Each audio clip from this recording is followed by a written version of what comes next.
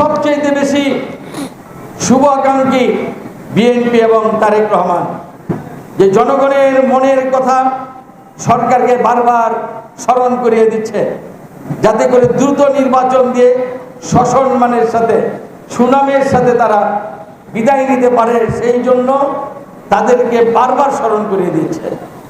এর চাইতে বড় বন্ধু আর যদি কাউকে অন্তর্বর্তীকালীন সরকার ভাবে তাহলে মস্ত বড় ভুল করবে, এটাই আমাদের ধারণা।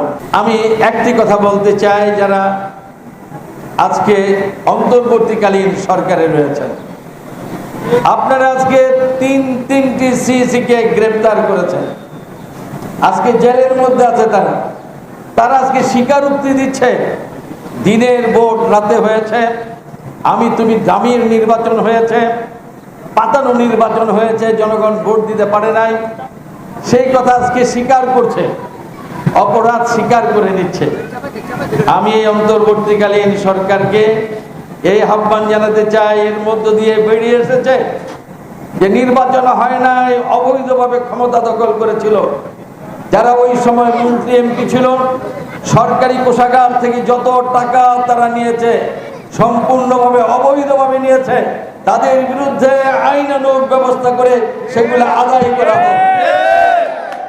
সংসদ পরিচালনা করতে যে টাকা ব্যয় হয়েছে অবৈধভাবে করেছে, সেগুলোর বিরুদ্ধে ব্যবস্থা নিয়ে শাস্তির ব্যবস্থা একদিকে করতে হবে এবং এদেশের মানুষের ট্যাক্সের সেই টাকা তাদের থেকে আদায় করে আনতে হবে। সংগ্রামী ভাই এবং বোনেরা, 5ই আগস্টের পরে দলীয় কোনো সরকার ক্ষমতায় নেই, আপনারা জানেন। অন্তর্বর্তীকালীন সরকার নির্দলীয় একটি সরকার।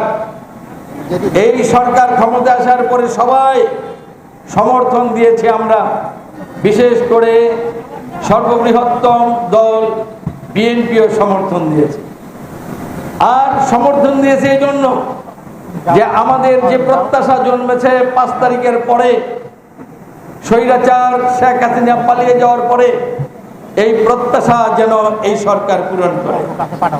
এখন জনগণের মধ্যে সবচেয়ে বড় প্রত্যাশা এবং দাবি, যারা মানুষ হত্যা করেছে, গুম করেছে, যারা অর্থ সম্পদ লুণ্ঠন করে নিয়েছে, রাষ্ট্রীয় গুরুত্বপূর্ণ সংস্থাগুলোকে ধ্বংস করে দিয়েছে, তাদের এই অপরাধের জন্য দ্রুত বিচার হোক, এটাই সবার দাবি আজকে। অন্তর্বর্তীকালীন সরকারের প্রথম কাজ এই অপরাধীদের বিচার করা, বিচার ত্বরান্বিত করার দাবি জানাচ্ছি। এর পরেই যেটা করা দরকার এই অন্তর্বর্তীকালীন সরকারের, যেটা হচ্ছে 3টি নির্বাচনে জনগণের ভোটের অধিকার প্রয়োগ করতে দেয় নাই স্বৈরাচার। আজকে দেশের মানুষ অধীর আগ্রহে অপেক্ষা করছে, স্বৈরাচার পালিয়ে গেছে, এখন তারা তাদের নিজের ভোট দিয়ে তাদের পছন্দের মানুষকে নির্বাচিত করে দেশ পরিচালনা করার ক্ষমতা দিবে। দেশে গণতন্ত্র প্রতিষ্ঠা করার জন্য তাদের সবচেয়ে বেশি বড় দাবি, এবং আজকে তারা এই দাবি করে যাচ্ছে। অন্তর্বর্তীকালীন সরকারের দ্বিতীয় এই গুরুত্বপূর্ণ কাজটি দ্রুত করবেন, এটার জন্য বারবার তাগিদ দিচ্ছে কে? সর্ববৃহত্তম রাজনৈতিক দল বিএনপির ভারপ্রাপ্ত চেয়ারম্যান জনাব তারেক রহমান। তারেক রহমানের সাথে লন্ডন বৈঠক করে আমাদের অন্তর্বর্তীকালীন সরকারের মাননীয় প্রধান উপদেষ্টা একটা সময় ঘোষণা করেছেন, এই সময়ের মধ্যে নির্বাচন অনুষ্ঠিত হবে।